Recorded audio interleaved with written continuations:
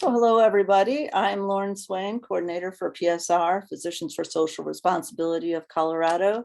PSR Colorado mobilizes health professionals and allies to address the gravest threats to human health in our environment, including hazardous air and water pollutants, environmental injustice, and climate disaster. We work at the local and state level for a livable environment with clean air, a stable climate, and clean, safe energy. The focus of my work is on our Healthy Electric Homes campaign, which seeks to protect our health and climate by raising public awareness and by advocating for policies that reduce consumer reliance on burning fossil fuels. This includes promoting equitable adoption of high efficiency electric heating, cooling, and cooking appliances in homes. We at PSR are very grateful to have our presenters, Brian Tholl of Fort Collins, Carolyn Elam from the City of Boulder, and Keleher from Denver. We're thankful that they made time to share their policies and plans with us today. We're also extremely honored to have leaders from across Colorado, including from Aspen to Larimer County, joining the audience today, and encourage everyone attending to share your name, position, and organization or locality in the chat. Lastly, we ask everyone to remain muted and place any questions you may have in the Q&A to be answered after the presentations are all completed. Please indicate if your question is for a particular presenter or for any and all presenters to answer. To begin our webinar, I'll now provide a brief background on why building electrification is emerging as a major global strategy for reducing greenhouse gas emissions and addressing climate change, while also promoting better health. Next, each of our presenters will share their policies and plans for the cities of Fort Collins, Boulder, and Denver, and we'll follow that with Q&A. Cities, states, and countries around the world are increasingly aware that in order to meet the goals of the Paris Climate Accord and address the dire warnings of rising seas, increasing drought, flooding, fire, and famine published by the IPCC in its latest report, humanity can no longer depend on burning fossil fuels to heat and cool our residences or cook the food we eat. Indeed, continued reliance on the fossil fuel methane gas perpetuates a vicious cycle of hazardous air pollution and climate disruption. Methane leaks into our atmosphere at every stage of production, transport, and consumption, with 86 times the climate disruptive effect of carbon dioxide over the 20-year term. The cycle of methane's health impact starts at the gas drilling site with releases of carcinogenic benzene, ozone precursors, and GHGs, continues with leaks throughout the transport process, then moves into our homes where gas stoves and heating systems pollute the indoor air we breathe with chemical fumes, including nitrogen dioxide and carbon monoxide, increasing the risk of respiratory illness and other serious conditions, even shortening thousands of lives, with the impacts of indoor air pollution being especially severe for children and the elderly. Next, GHGs released by burning methane come back to haunt us, triggering climate disruption that fuels deadly fires such as the Marshall Fire that wiped out entire communities in Louisville and Superior late last year, and exacerbating unprecedented droughts, floods, and other disasters. Governments around the world and around our state are also coming to agree that vulnerable residents should not be subjected to these unnecessary health risks, and that the escalating volatile costs of using methane for heating and cooking,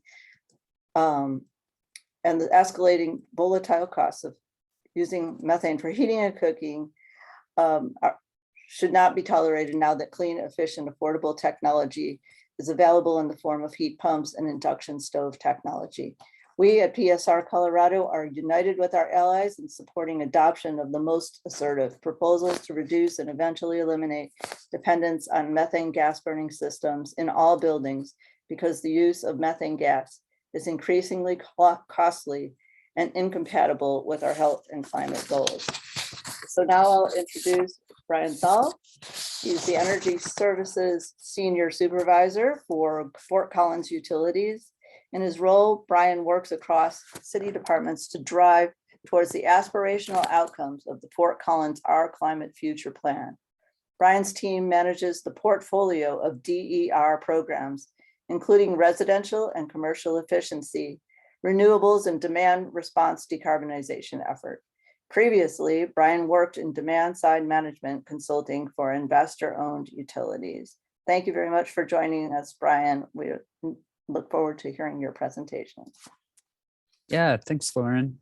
Let me share my screen here. And really thankful to everybody for joining us. Maybe Lauren, if I could get a thumbs up, if you could see my screen.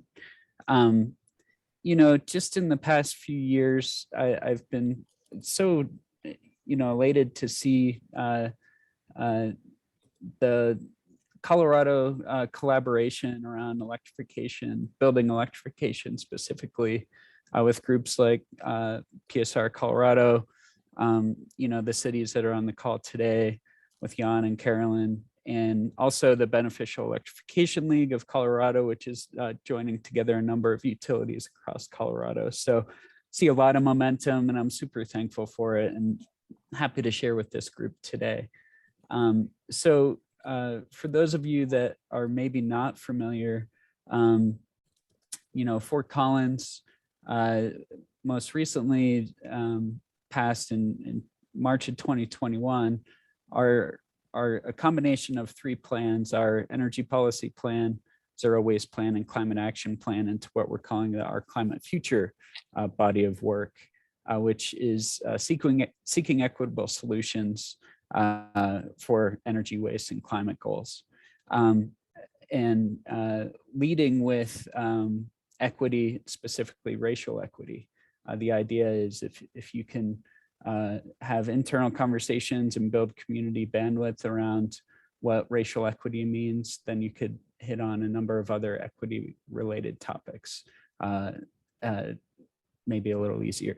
So the body of work within our climate future focuses again across a variety of emissions categories, but some of the key energy focused goals for 2030 are to reduce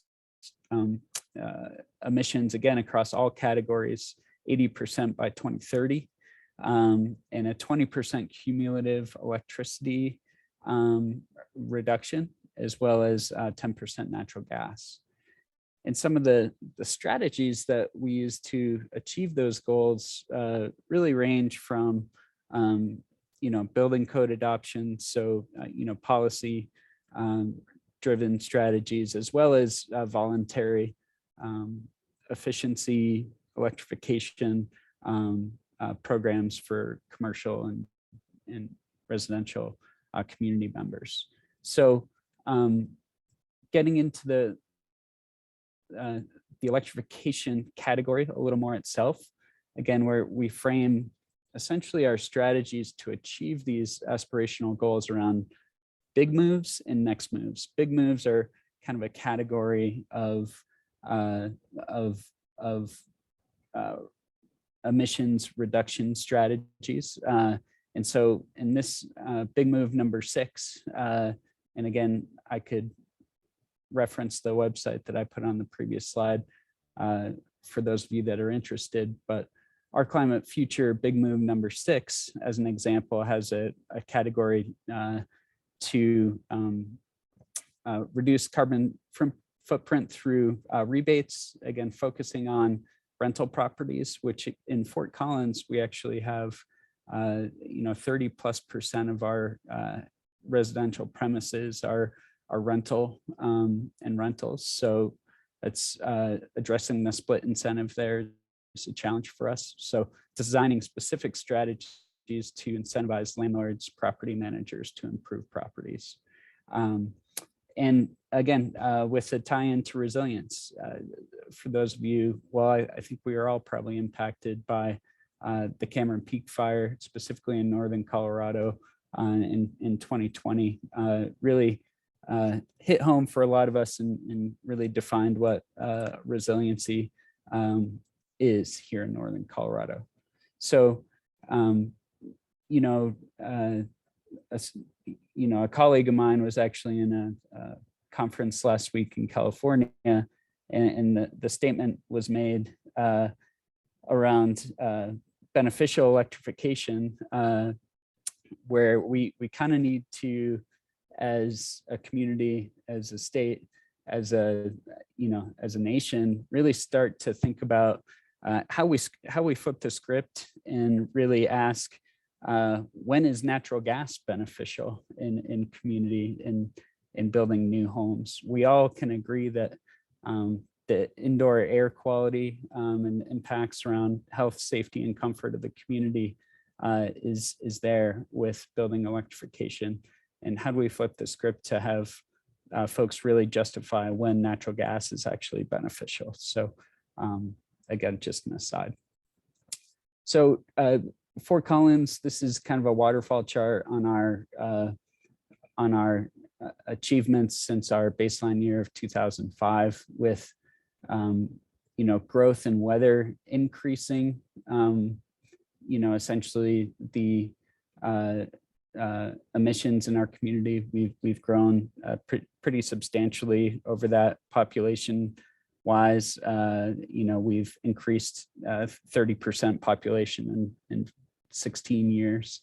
So that really drives up emissions, a little bit impact on weather. And then we have these kind of downward influences, direct being, steps that the community and the city have taken together, influenced being the work we've done with our generation and transmission provider, Platte River Power Authority. So since 2005, we have a net of, this is actually 2020 values of 24% reduction. But again, got a lot of work to do to achieve an 80% reduction by 2030. And generally, I think you can maybe see my cursor. We have a pathway in electricity, right? We have in the most recent IRP with Platte River Power Authority, integrated resources plan, that is. There's identified renewable resources that get us close to our goal. However, it's really this petroleum, so transportation electrification, as well as a reduction in natural gas that we need to work on between now and 2030 to achieve our goals.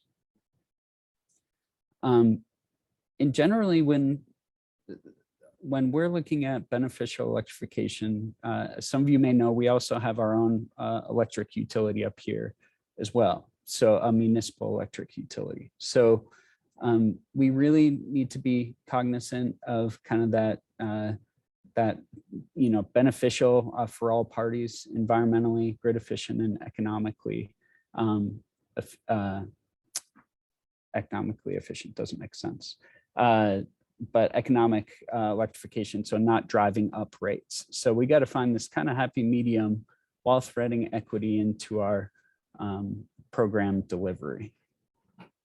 And that, again, makes it a little bit of a challenge in that, some heat pumps and rapid adoption of all electric heat pumps, as an example, could accelerate our winter peaking forecast pretty substantially, depending on the levers that we pull. We did recently increase our building code to the 2021 IUCC building code. But depending on how quickly we accelerate toward a zero carbon code, which at this point we plan to do by 2030, we just need to make sure we're not sacrificing reliability to our community members. So something that we need to be cognizant of. And, I put this framework in just as, an example of a myriad of different projects that we're working on related to, both new construction, existing buildings, and transportation electrification. There's policy examples, there's, confirming technologies and whether or not we want to be promoting them to our community members. And also, how do we flip the script? How do we get trade partners who are historically risk adverse, maybe from a HVAC installation perspective, to start installing heat pumps, as an example, something that they see as a technology that maybe might increase callbacks or customer discomfort or the like. So again, a myriad of projects that need to happen between now and 2030 in order to be successful. But we did that recently. Again, we have been taking a look at some of these high priority, low impact, or high impact, or I'm sorry, high priority, low risk a type of opportunities, and really starting to explore providing incentives to customers, mostly on the residential side, since we do see that's where the biggest opportunity is, at least in our community. And this kind of demonstrates that. So we have essentially quantified that, this space heating opportunity is really space heating and water heating in the residential sector in our community are kind of the biggest bang for the bucks, if you will. So it's a, it's a little bit of a struggle for me, because I know that, the cooking aspect could also improve indoor air quality. But again, I think from a carbon perspective, we really looked at these outcomes and looked at, again, 70%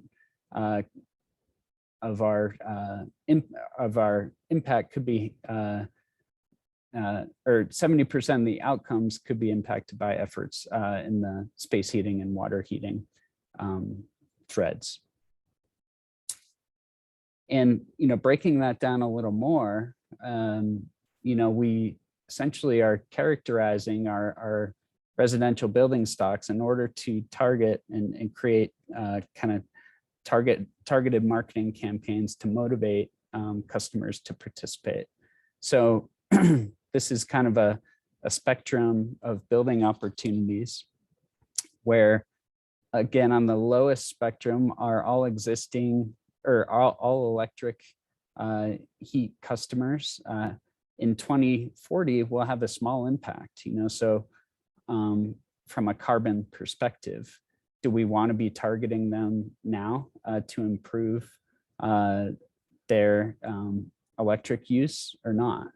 Or do we focus on up here the highest opportunity for us as a utility from a carbon perspective are the customers with existing fossil fuel heating and the like. So again, this kind of spectrum of residential building stock helps us identify which customers to pursue for building electrification.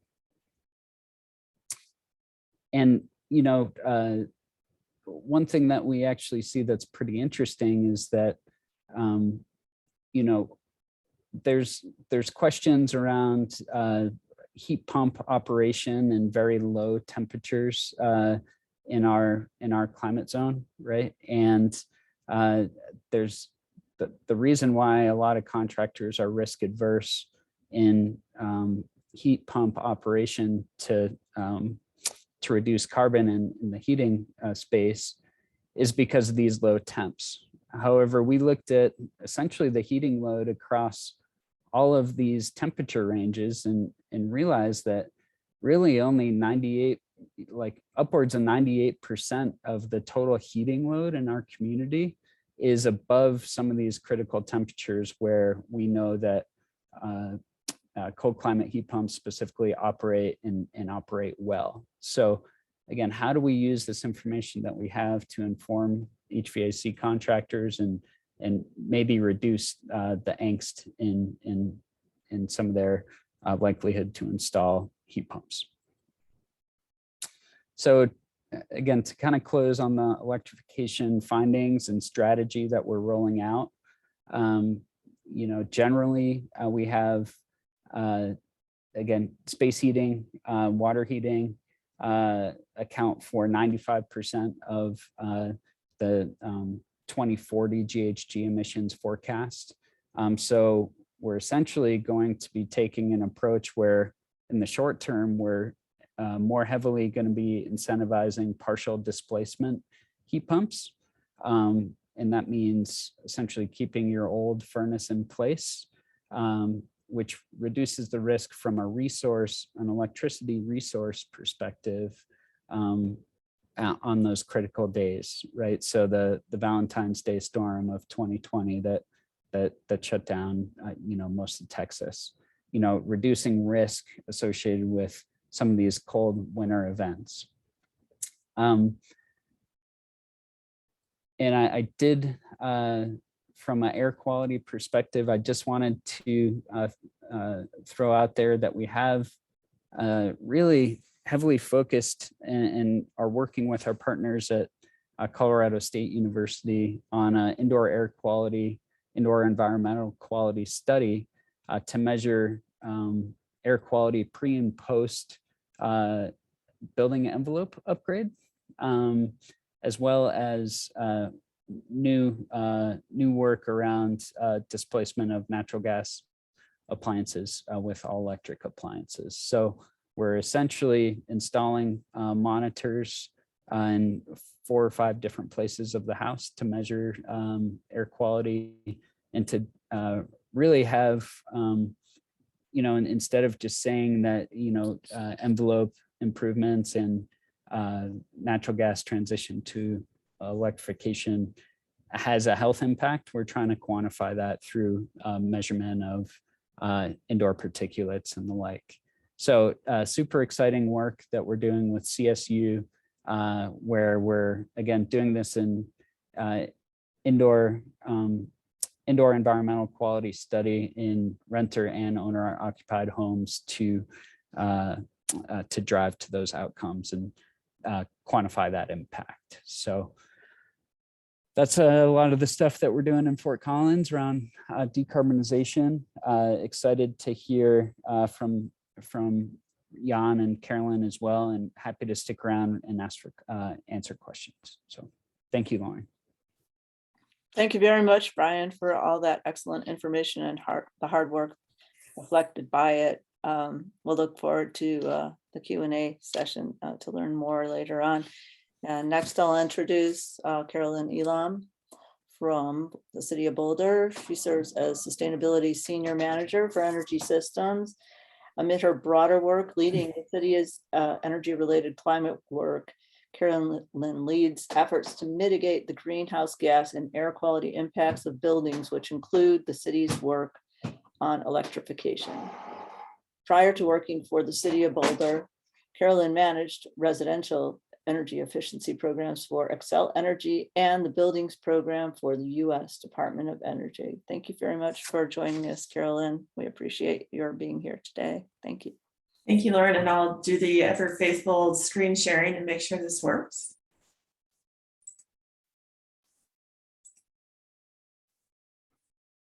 Great, and can you see my presentation? I certainly can, and it looks wonderful. Thank you.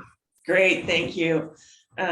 So thanks everybody for the opportunity to be here. As Lauren mentioned, I manage our work for the City of Boulder, and get to the right screen here. And I appreciated Brian really teeing this up really nicely with the conversation about greenhouse gas emissions, and as well as our growing concern around other things. Certainly from the City of Boulder perspective, we started our journey around building electrification really honed in on the role space and water heating play in contributing to carbon emissions, CO2 and methane. We've really come a long ways, I think, in our thinking, though, as we really think more about the resilience of our community and some of the other challenges we face. I think any of you, and I see several of you from the Front Range, understand the severity of our declining air quality and what that really means. We've really started to change the conversation around our electrification strategy to really understand the health impacts, the continued challenges it faces in worsening our air quality. And just illustrating a couple of studies here, Rocky Mountain Institute recently published what they're calculating as the health-related costs of buildings specifically. I think they estimated that in Colorado, buildings roughly contribute about 5% of the outdoor air pollutants or ozone pollution that we experience. California did some studies some years ago that our buildings emit as much nitrogen oxides, which are of course ozone precursors, as do power plants. So we really started to appreciate how combustion appliances in our buildings really impacted the outdoor air quality.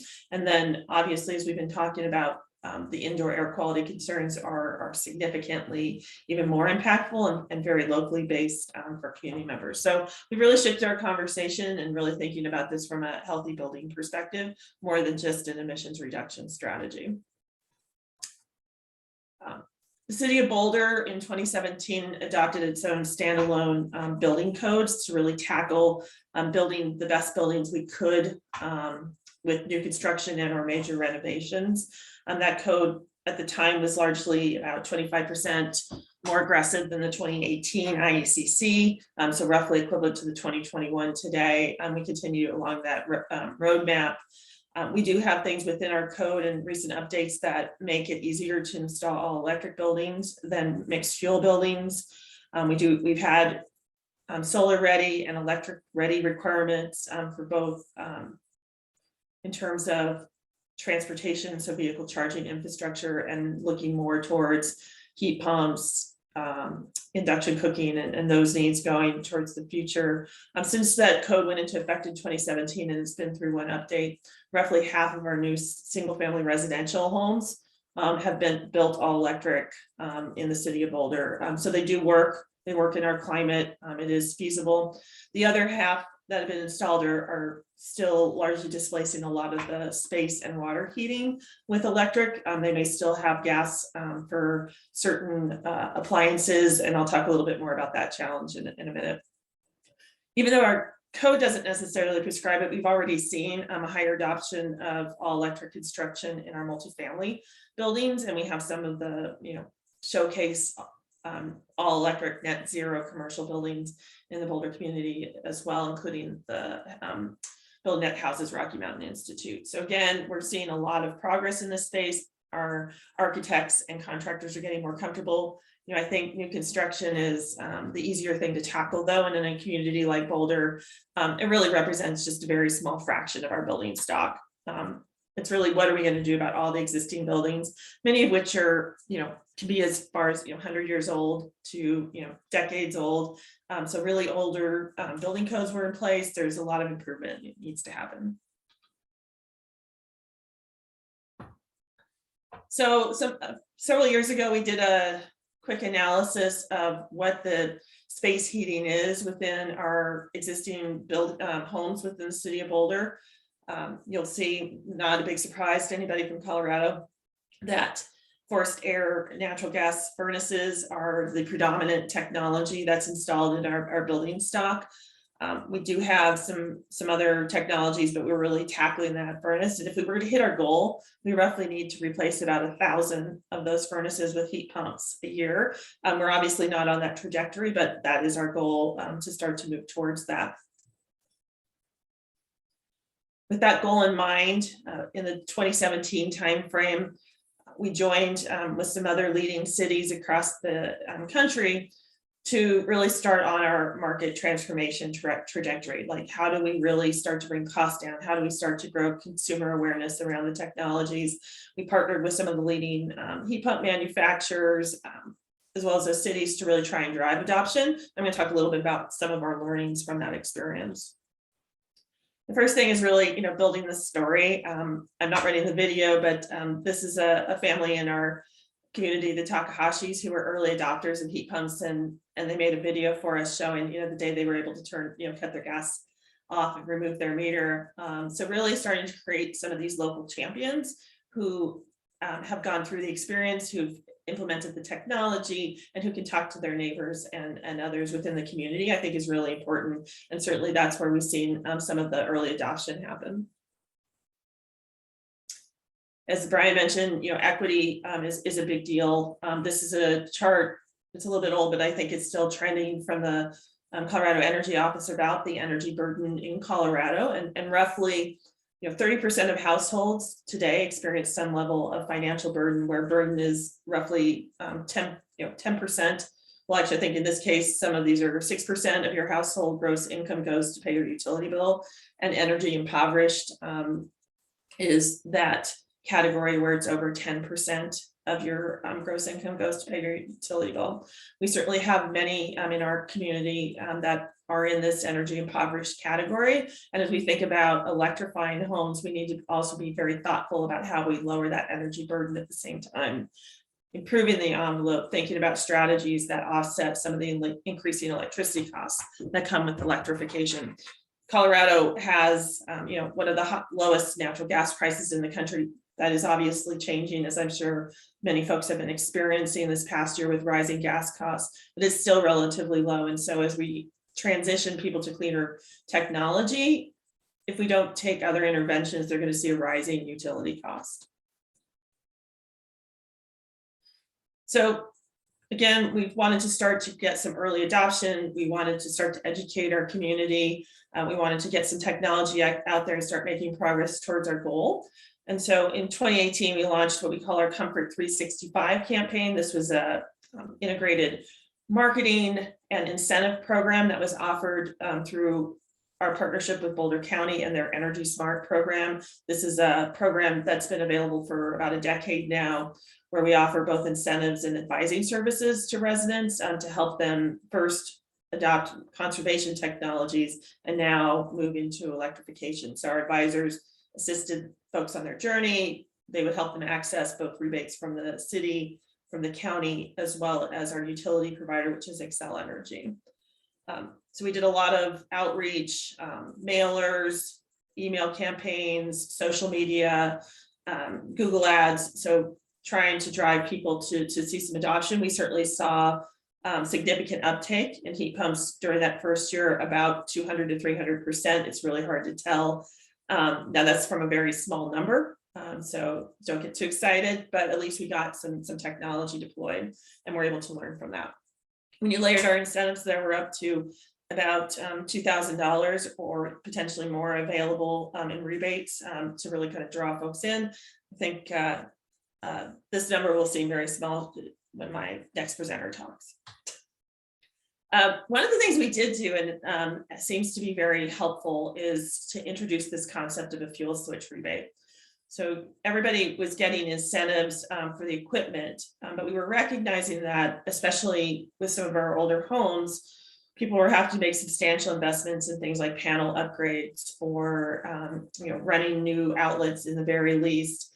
And so we started offering what we called the fuel switch rebates, and these add together depending on how many technologies you're adopting to try and offset some of those contractor costs. So we do have fuel switch rebates for space, water heating. If you add solar to go with that, you can get an additional incentive. Again, these are layered on top of other incentives. And we just introduced this year the switch to induction incentive. Right now it's at 200. We may raise that, but again, this is to start to build some campaign and conversation with our community, because really, when it comes to health equity, it's that stove that's the issue. It's even more so than some of the other appliances, and we really need to zero in on that conversation. So what did we learn? We learned quite a number of things, and I'll walk through these individually and kind of how we're tackling them now. I think everybody is probably aware that whether you're replacing your furnace and air conditioner or investing in a heat pump in today's market, that's a monumental expense. For somebody who has to go out and get a quote to put in a new furnace or an air conditioner combination, it reaches end of life, you're looking at a $20,000 cost. Heat pumps are slightly more expensive, incentives bring that down, but it's still a very big decision-making thing for homeowners to have to face to make those technology choices. That's a big barrier. I talked a little bit about the potential to increase cost. There's still very low consumer awareness despite our aggressive campaign efforts, in particular around other the stove and the gas fireplace and what those impacts are. So we still have a lot of work to do there. And then Comfort 365 is really a program that was suited to people who have the financial wherewithal to make these choices anyway. It's not really a program that addresses the broader need of our community. So we know we're going to need more solutions. Again, it was intended to drive early adoption, but to get the speed and scale, we need to take some different strategies. So how do we break down that high upfront cost? We're looking at how do we affect different financing tools, Jan and I and others are partnered around trying to provide financing through the utility program. It's called a tariff on bill financing solution, where the financing of the retrofit stays with the utility meter. So if you move from your home to another home, the financing stays with the home and where the investment is. So trying to pursue that. I think there's some very nice models coming from elsewhere in the country. And I know, Russ is here from Block Power. So thinking about, how you free up financial capacity to help make it easier for homeowners or landlords to make the change to the benefit of the occupants. Particularly for our lower income households, we've started to really couple electrification with access to solar. One of these things that I'm showing a picture here, the City of Boulder actually built its own solar garden specifically to serve one of our manufactured housing communities. And so we give away all of those subscriptions. We're really looking at partnering with low-income solar garden providers to start to make this more of a holistic solution for residents as we help them adopt cleaner technologies. We're also coupling it to bill savings through solar. Low customer awareness, lack of motivation on contractors to sell electric solutions. They don't necessarily understand that the technology has changed. As Brian mentioned, there's perceptions that it doesn't work. There's perceptions around contractors that they're going to get more callbacks because it's a different technology. So all of these are things to tackle. And Brian mentioned that many of us have partnered together on this issue through the Building Electrification League of Colorado, or Beneficial Electrification League of Colorado, to really start to tackle some of these workforce issues and get consistency and momentum. And really starting to educate around these evil appliances that we love that are really causing so many health issues within the community. So there's a lot of conversation that we still need to have. These are viewed as status symbols today. It's really interesting if you go to Japan or some of your Asian countries, the heat pump in your home is actually viewed as a status symbol because many homes didn't have cooling. So we need to just kind of change that dynamic and start to make the induction cooktop the sign of affluence or success, and not have everybody want the gas cooktop that you see on the cooking shows. How do we make that shift is really important. Again, doing a lot of capacity building around our contractor pool. I think there's some great opportunities to continue to send those messages. Again, we've seen very good success with some of our architects in our community who figured out how to build homes successfully, as well as design solutions. So continue to do that outreach, more case studies, more success stories, and really managing so that we aren't having unsuccessful stories. And then finally, I mentioned it wasn't an equity-centered program. Really, again, we're very much doubling down on this resilience need within our community. We really need to transition all of our households off of natural gas. We need to address those health equity issues. And so we need different program models that really get us there. And again, these turnkey solutions from folks like Block Power and some of our local contractors who've seen this market opportunity, I think is really important. It takes the challenge away for many homeowners. They just don't even know where to start. They don't know how to manage, they don't want to have the time or the capacity to manage all their contractors. So really thinking about how we as a municipality can start to enable that. We need our housing stock to be much more resilient. We've seen the threats that are prevalent almost every day now in our community, from outdoor air pollution, fires, temperatures are rising. People need to be in their homes more. They already spend 90% or more of their time in homes and buildings. These places need to be safe spaces for them.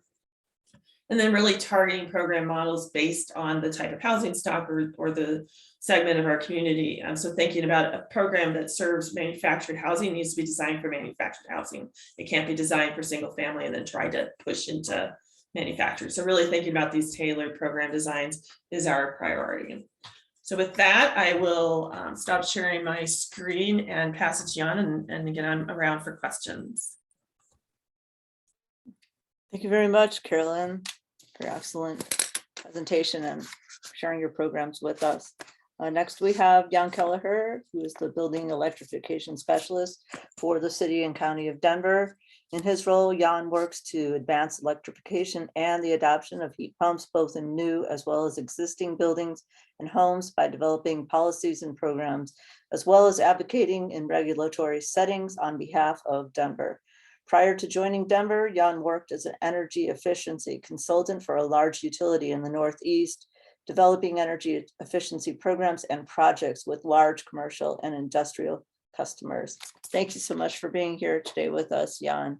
We look forward to learning more about what Denver is doing. Thanks, Lauren. And time check. What do you want me to stick to today? 20 minutes, 15 to 20 minutes. That's good. I can do that. All right. Can you see that okay?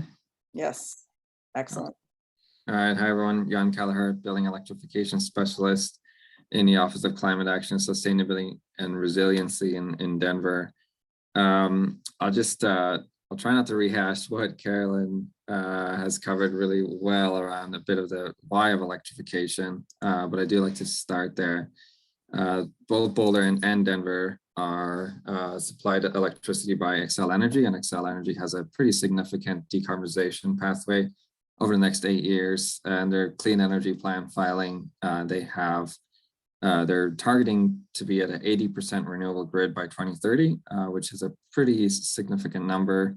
Every time I kind of say that, I remember the days when electric utilities were arguing whether a 3% renewable grid was possible.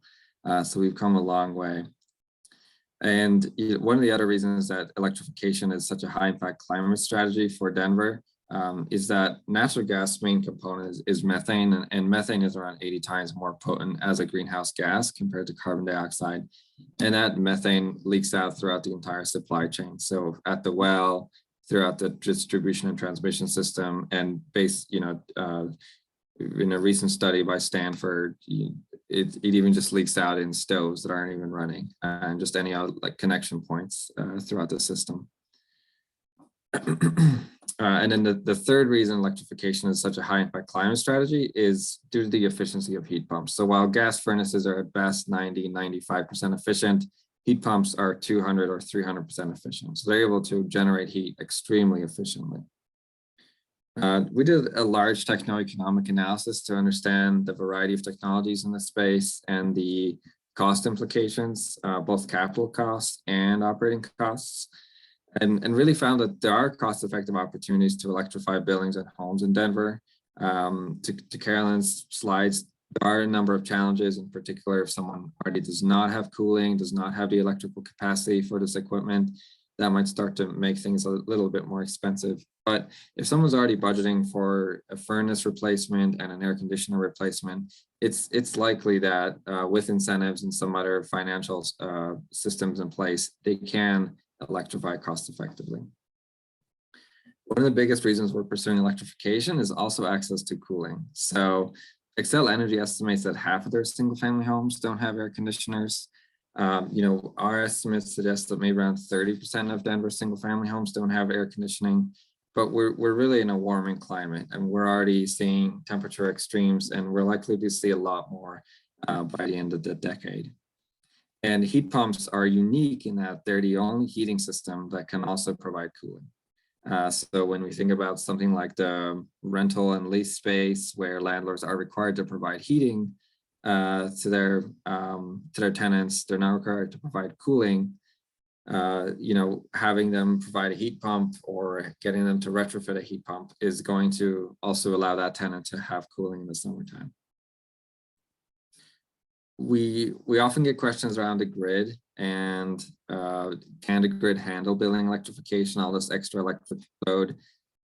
We worked really closely with Xcel Energy to understand that question better in the Denver context, but they've also shared some data that's Colorado wide.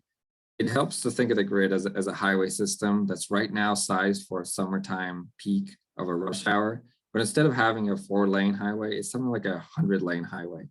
And we use that every summer afternoon, but for the rest of the year, shoulder months and winter months, we're really not making the most of that highway. what building electrification allows us to do is actually increase the wintertime load. So now that highway that we've paid for, that's 100 lanes wide, we're able to use much more often throughout the year. In our analysis, we also found significant inequities in Denver and along a number of metrics that we think we can influence through building electrification. So the map on the lower left part of the slide is a map of the historically redlined communities. And you can see this inverted L show up across Denver.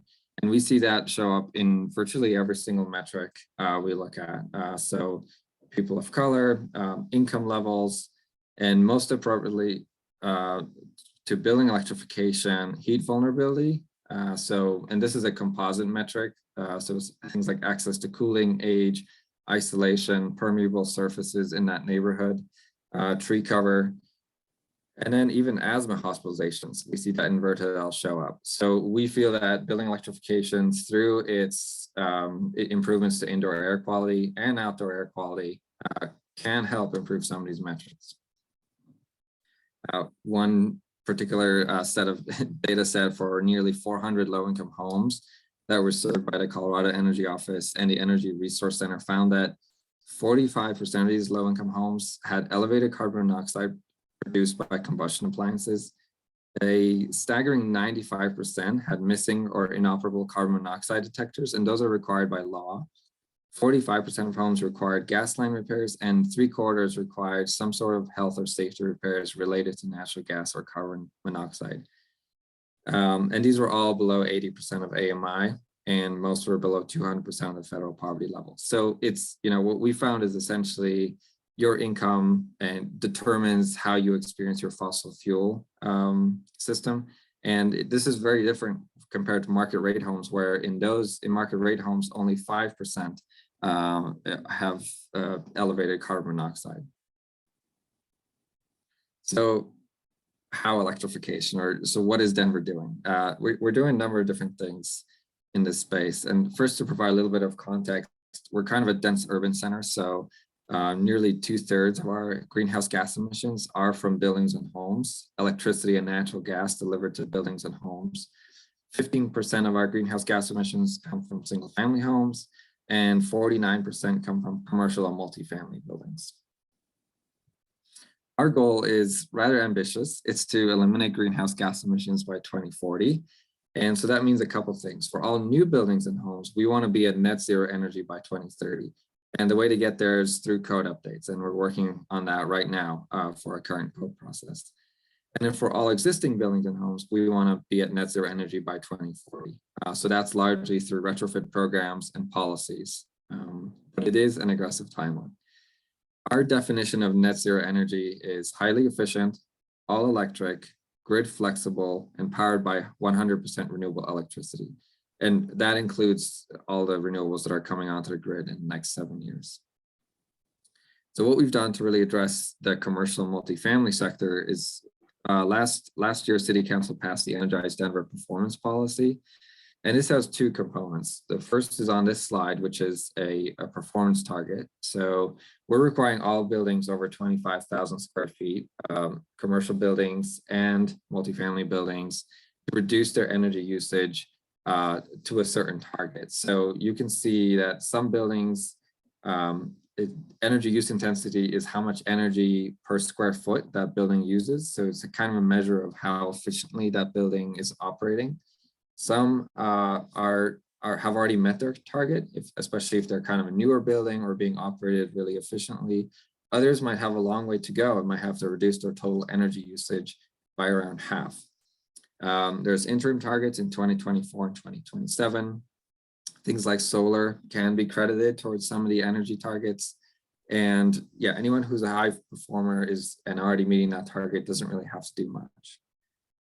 And the second component of the policy is electrification related. So starting in 2025, we'll be requiring heat pumps for certain furnace types at the point of replacement. So if you'll be pulling a permit for a commercial furnace, a commercial rooftop unit, or in a commercial individual water heater, you'll be required to install a heat pump, unless you can show some sort of lack of cost effectiveness for that project. And there will be instances where that does happen.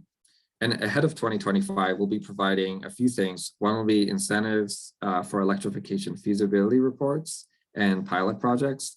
And then we'll be providing incentives for heat pumps for all buildings to electrify the systems ahead of this requirement starting in 2025. Once the requirements kick in, our incentives will really shift to supporting just the under-resourced buildings. And so covering the cost difference between electrifying, say, their furnace versus just installing the same furnace they had there before.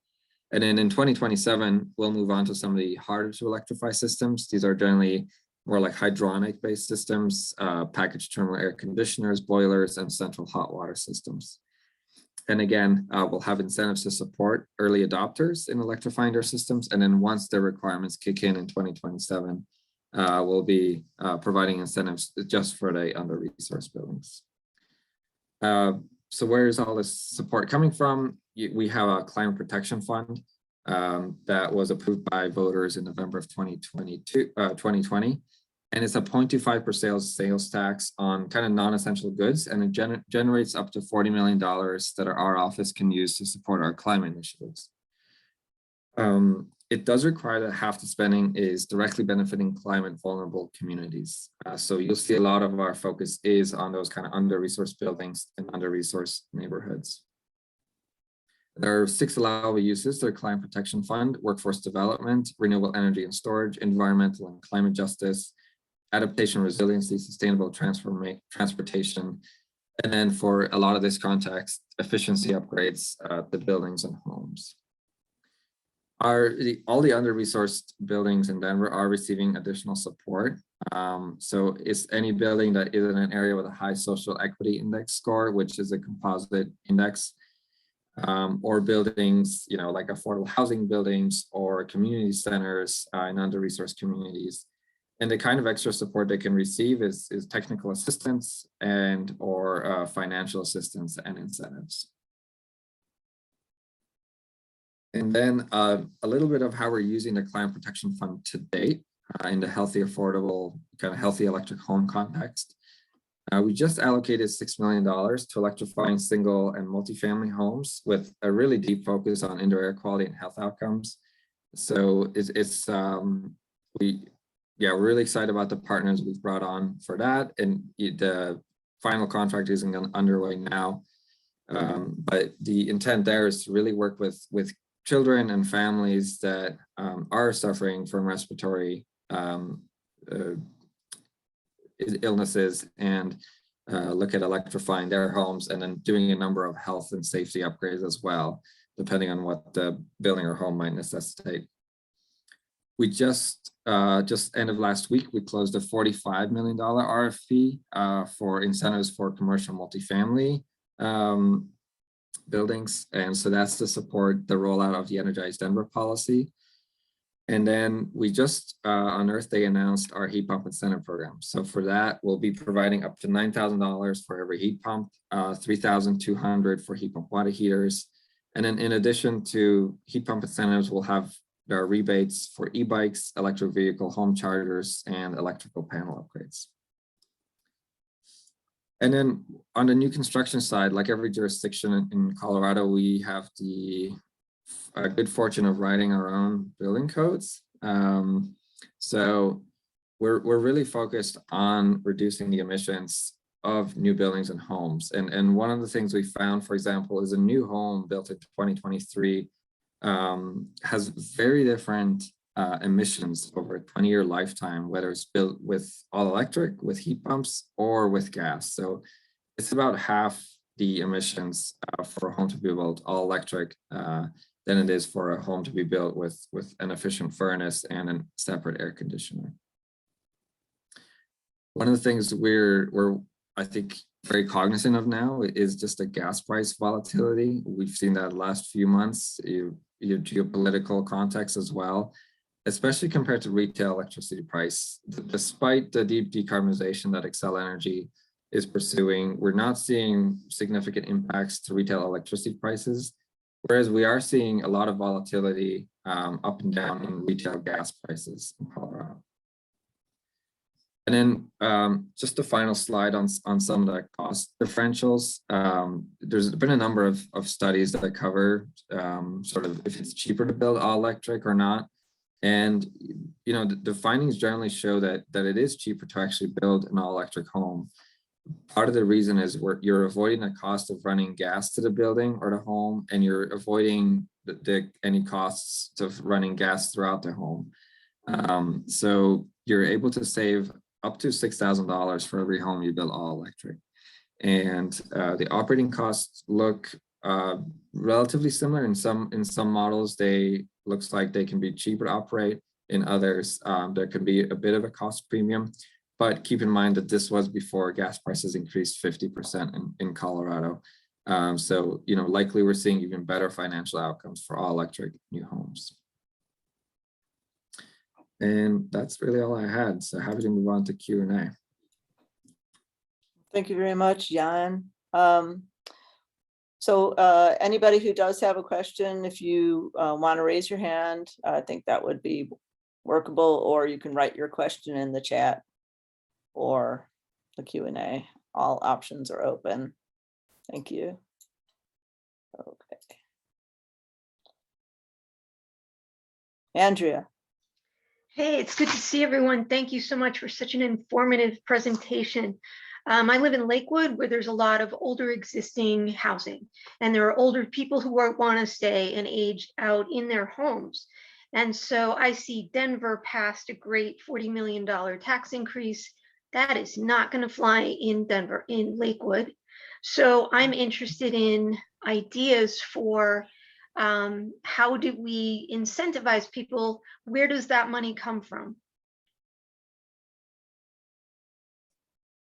I can start on ours. We passed a slightly smaller tax in Boulder some years ago, which is roughly about $25 per year. And that's what funds the City of Boulder's incentives. So it's our climate action plan tax, and it's a fraction of pennies per kilowatt hour of electricity use. So not quite as significant. Now, obviously, we can't do the scale of programs that Excel, that Jan talked about, but I wanted to talk about Excel, where there really is substantially more investment being made in electrification solutions. And so we've seen a doubling in their incentives already, just in recent years. And I think those numbers are going to continue to go up. And as programs like Jan's get underway and really help us drive some of the market transformation, get more familiarity with contractors, help increase the amount of equipment coming in, the costs are going to continue to come down as well. And so we're hoping to start to get at that sweet spot that benefits a broader portion of the Denver and Colorado region. Others? I'll just add, in the context of Xcel Energy, there's required by state statute now to file a beneficial electrification plan this summer. So I think in that we'll see, to Carolyn's point, increased incentives for heat pumps and hopefully other electrification technologies as well. Yeah, I think I would just add that traditionally in Fort Collins, a lot of our efficiency and demand response and renewables type programs have been funded by utility ratepayers, and essentially justified by the fact that it's cheaper to save energy than buy more wholesale electricity. However, I did want to mention that our city council is currently providing or reviewing options conceived by staff for again, sustainability related taxes or other different strategies to fund a sustainability fund similar to what Jan was just mentioning, but it's still kind of working its way through council and policy direction. So Andrea, I've heard mention so far that there are some incentives through the utility and proposed or soon to be implemented incentives at the state level that could benefit any community served by those given utilities and by the state. So do you have any follow-up to that question? Or Thank you for those responses. And it sounds like something that would be helpful is educating Lakewood residents on the incentives that are available. Yes, that sounds like a fruitful avenue for advocacy, I would say. Any tips on educating the people of your communities about the availability of incentives, regardless of their source? Right. Yeah, I think that's something we're always trying to improve. That's kind of a continuous improvement type initiative for us, where crafting different language or crafting different messages around different target audiences. We've found generally that using language that is around green or improvements, might trigger some kind of political reaction, which we might want to stay away from. As an example, we have found, using the term waste, everybody can kind of agree on that waste in general is a bad thing. So how do we incorporate waste in our language to motivate customers to listen? Again, as a utility, we understand that we have our community members' attention for about 6 minutes a year. So how do we maximize that, right? So there's a lot of direct efforts around that. And I think I'd just end by saying there's no real silver bullet other than developing compelling messaging through targeted messaging development. Well, thank you, Brian. I guess I'll turn to Robert Adrian's question, and then we have a couple in the chat that I'll get to next. Robert. Can you guys hear me okay? I hear you. Good, cool. So I just had a question regarding time of use pricing. It seems like it's not a really easy sell for us to push, especially electric cooking. Like when I get home from work, I work in Greeley, I drive back down to Wheat Ridge. It's right in that time of use pricing when we're paying 30 cents a kilowatt hour. Natural gas stays the same. So, what's the incentive for me to switch to electric for my clothes dryer, for my water heating, for, when my peak electrical use is at the time when I'm going to be paying nearly 3 times the price.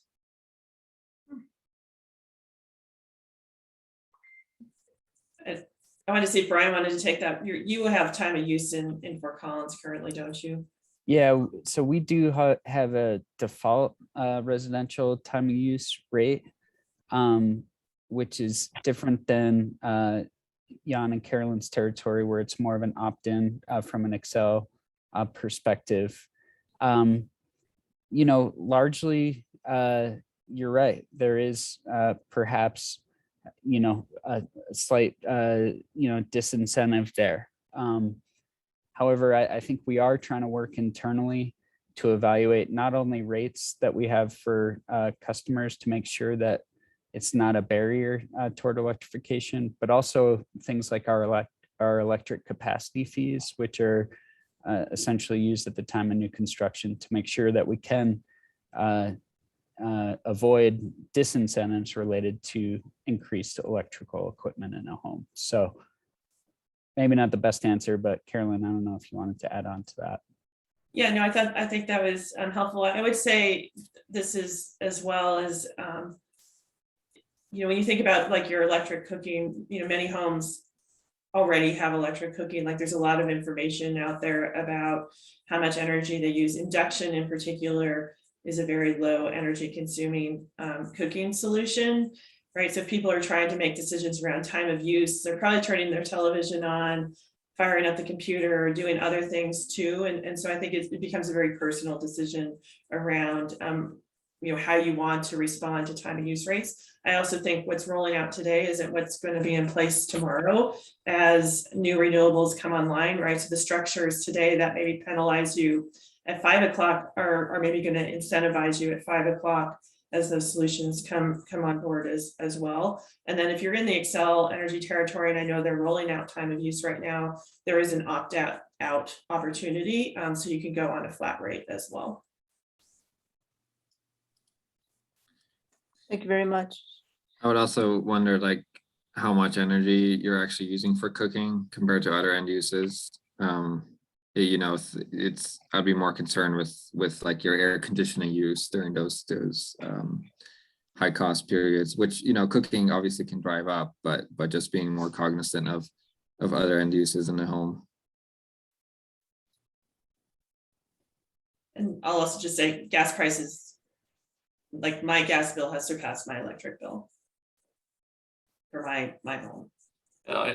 My house, I've been attempting to electrify. I've installed solar, I've installed 2 mini split heat pumps, and you know, before time of use pricing, I was planning on going further, but my electrical bill has skyrocketed since they implemented it in my area, and I've kind of become a little bit jaded on the electrification at this point, just because of what Excel has done.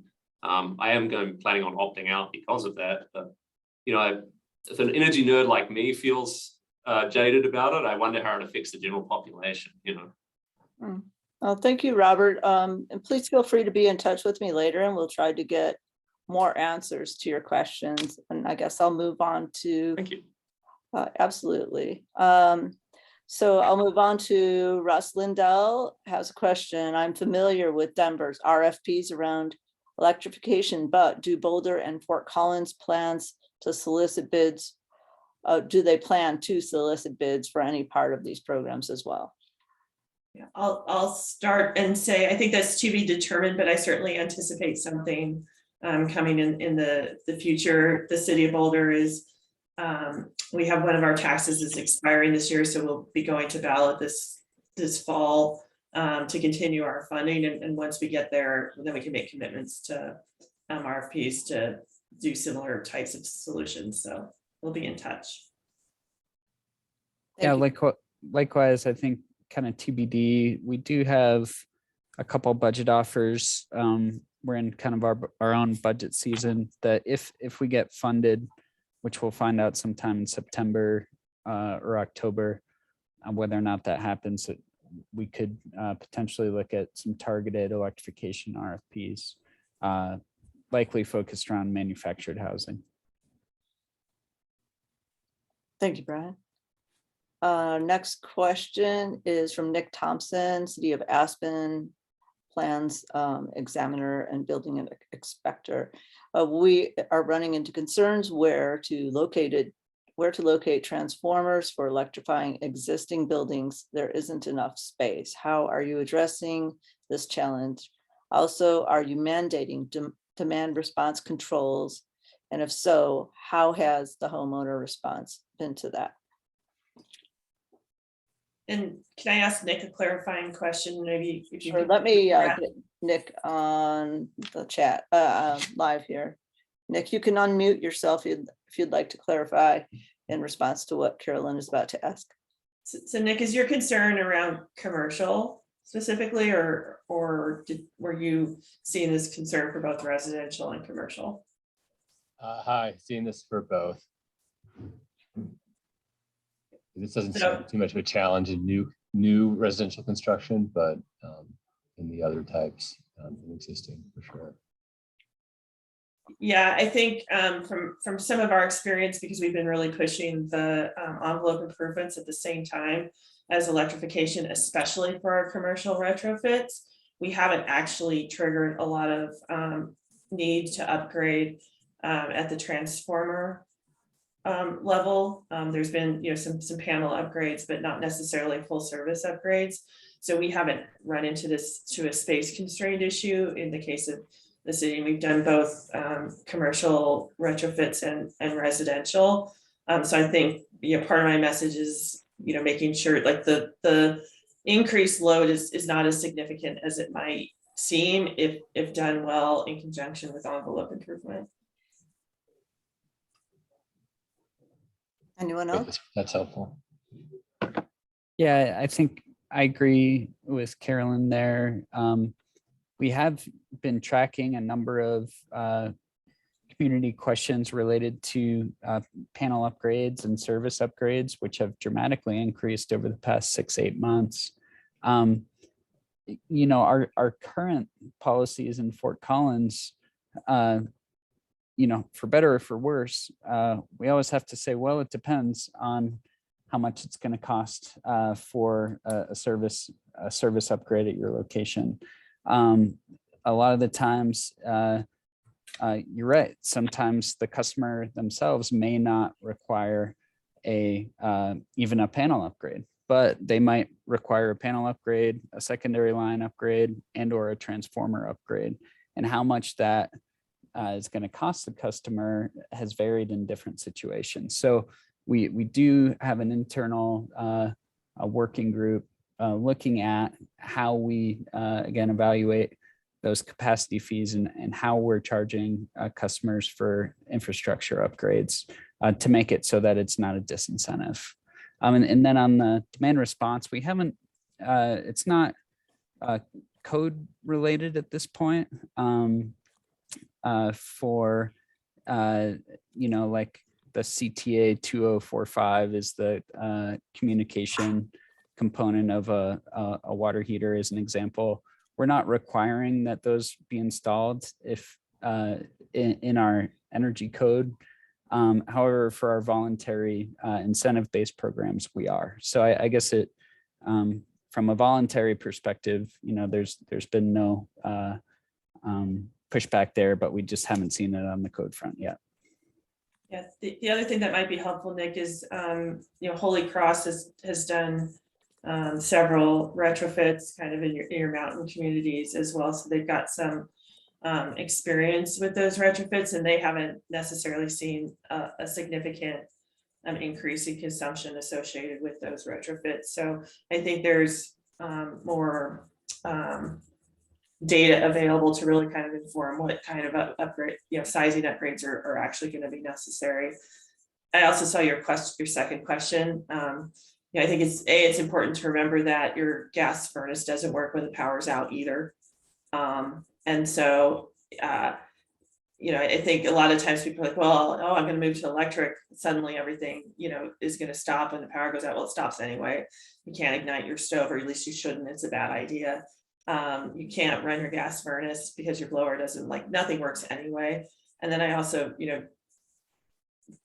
unless you're in a more rural area, the extent of our power outages, they're few, far between, and short duration. And if you have a long duration outage, there's probably something more significant of concern. So we tend to try and steer that conversation away from that to really focus in on factual, because it's not a great investment for anybody to try and create backup power for that 1 or 2 hour outage that you might experience, or you need a catastrophic event like the Marshall Fire, and then even then. Most people had power backup in less than 24 hours that were in the burn area but didn't lose their home. So again, I think it's a fairly resilient system to begin with, and we just need to be cautious. Gas is not any more reliable, and in fact, we saw from the Marshall Fire, it took days to restore gas to people. It took hours to restore electricity. Excellent point, and thank you. I'm going to remember that, Carolyn. Yeah, thank you so much. We have a question from Steve Douglas waiting, and I'll open it to Steve. Hi, Steve. Thank you. Hey, hi, Lauren. Hello, everybody. Sorry I got in a little late on the presentation. As far as electrification, all that, have you guys considered supercapacitors and with the connection of putting capacitor batteries in homes with conversions?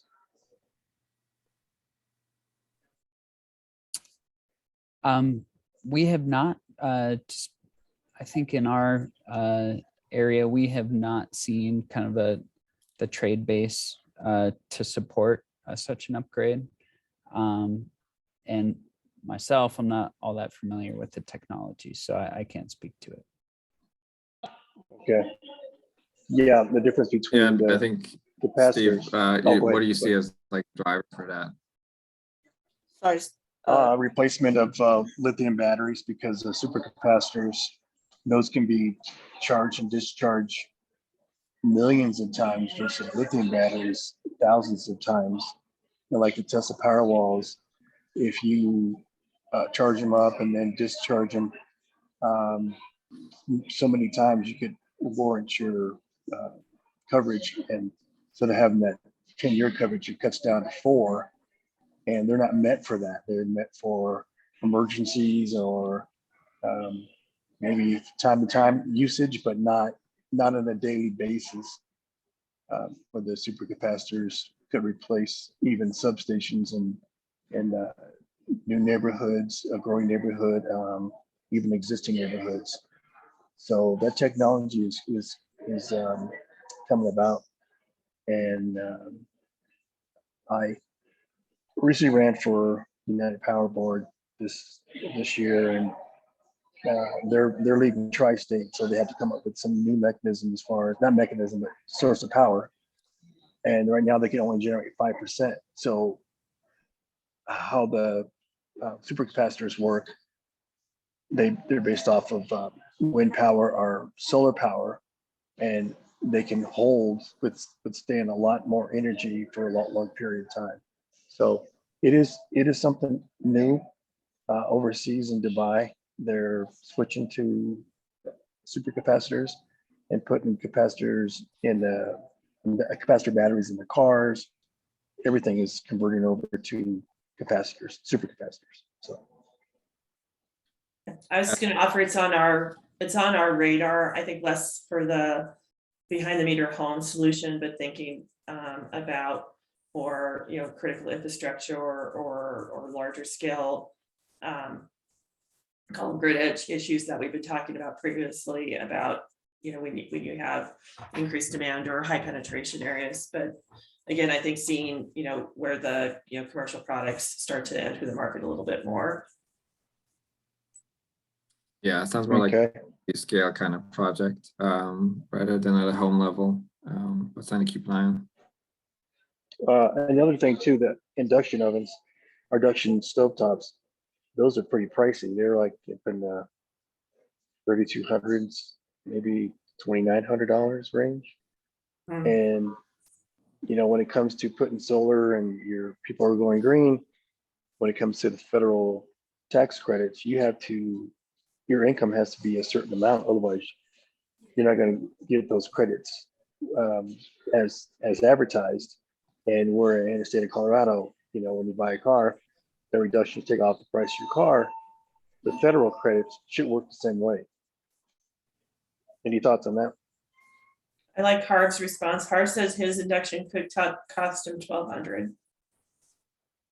Okay, I'm gonna have to ask Harv. We got it. No, I mean, I think a little bit of it is market demand. We always see prices come down as there's increased demand, and induction just hasn't had the adoption rate here in the States as it has elsewhere. And so I think it's still largely viewed as a premium product. We intend to change that. And then we also acknowledge that there's whole segments of our community that do not benefit from federal tax credits for solar, and that's some of the design of our incentive programs. We have like grant programs for lower income households that again don't meet that tax credit category because they just don't pay enough in taxes because of their income thresholds. Yeah, so restructuring the taxes can be a really meaningful way to get more people access to these incentives. So I do applaud the local initiatives to make those incentives more available to more people. And we certainly need to expand on that and inform neighboring communities about these protocols. I wanted to ask the Beneficial Electrification League of Colorado. I had not heard of that. So can you tell us a little bit about what that is and who's involved in that? And perhaps if there's a website or ways for everybody to learn more about it, perhaps I could share further. Yeah, I mean, I can throw it. So there's a national bell that was started, and our Colorado Energy Office started a Colorado chapter of the bell. So it's staffing support from the CEO in partnership with the Southwest Energy Efficiency Partners. The website is not branded as Belco per se. It's Love Electric. Oh, yes, I know Love. Yeah, so they bring you the Love Electric site. Sure, of course. It has a lot of that information about it. I think some of the key parts is we have some fairly important utilities, PRPA, which Brian is part of, Xcel Energy, Holy Cross Energy, and Tri-State are all partners in that, as well as municipalities. So both Denver and the City of Boulder participate actively in working groups. There's many other communities in the broader group, and I think it's really looking at, how do we increase awareness, quality of installations, like there's a whole breadth of things. And so encourage folks to visit the Love Electric site. There's a lot of information and it continues to grow. Oh, thank you so much. Yeah, I hadn't heard that exact term, but I am familiar with the Love Electric site and some of the partners that you mentioned. So thanks very much. We have 5 minutes left. Does anyone have additional questions or anything else that you think we should share before we close? Lauren, I put a message in the chat, but I don't know if I can do that as a panelist. But what I wanted to ask of our presenters was how can our health professionals with PSR Colorado help your municipalities and other municipalities to reach your goals? Do you have suggestions? And I mean, for sure, I appreciate the work you're doing to really bring the conversation around healthy homes. I think, Brian mentioned this earlier, like talking about emissions reduction doesn't resonate with a significant portion of our population. Talking about the health and well-being of their children does. And so if we're going to make this transition, we need help with that conversation. And you guys bring, a lot of credible voice to that. So that's my request. Yeah, thanks, Carolyn. That's a great point. I think just the continued, we do see kind of selling efficiency, selling electrification, and the messaging associated around it being related to healthy homes. So, and healthy indoor environmental quality. So that'll be messaging that we'll be leaning on for years to come. And I think, the more folks that continue with that messaging, I think would be beneficial. Yeah, just bringing that body of research home, just around, how your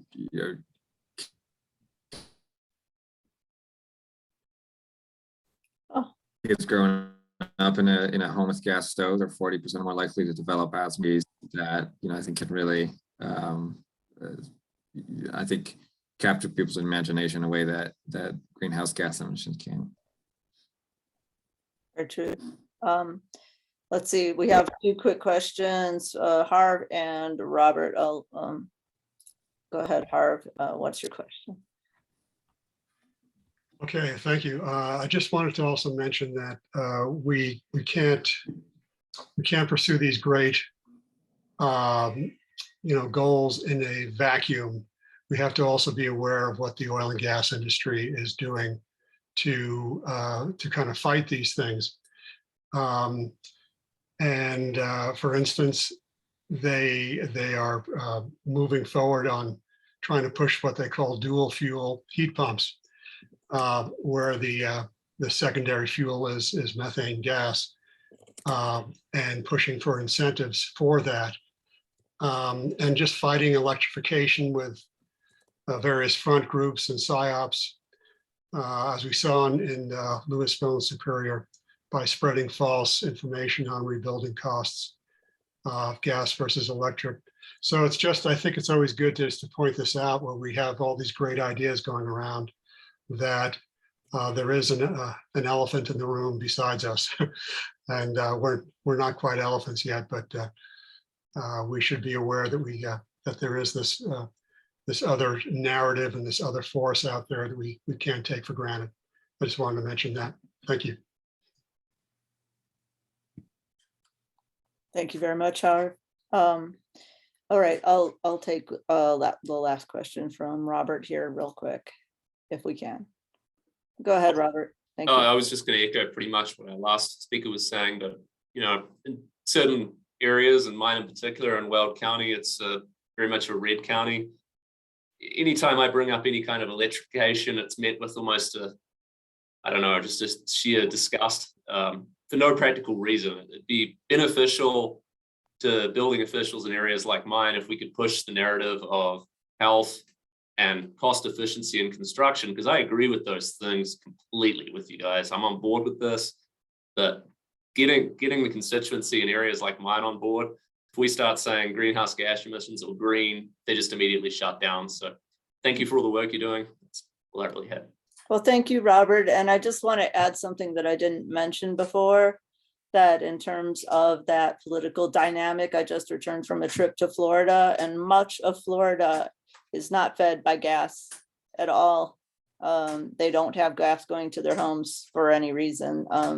They use heat pumps, they use for cooling and heating. And so to me, that symbolizes hope that we can all understand that, you know, these gas lines are not efficient. The gas venting and feeding it to homes is not efficient, and they live, I don't have the numbers, but I'm rather confident that that they've saved a lot of money by not using gas in Florida, and they're doing it because they are not using it because it is less expensive to avoid it. So I hope that gives you some hope and perspective on that question. It does not need to be a political thing. It can be a very practical thing for health and cost savings. So thank you all so much for being here, and we're out of time. We will be following up. We'll share the recording with everybody, and we'll try to build a network from this in any way that we can. So we'll connect you all as best we can, and stay in touch and keep you informed. And please do the same for me to update me and PSR Colorado about any questions and any plans that you have, because we'll do our best to get the word out. And thank you all so much. Have a great evening. Thank you. Thank you, Lauren. Thanks all. Thank you. Thanks, everybody. Good night.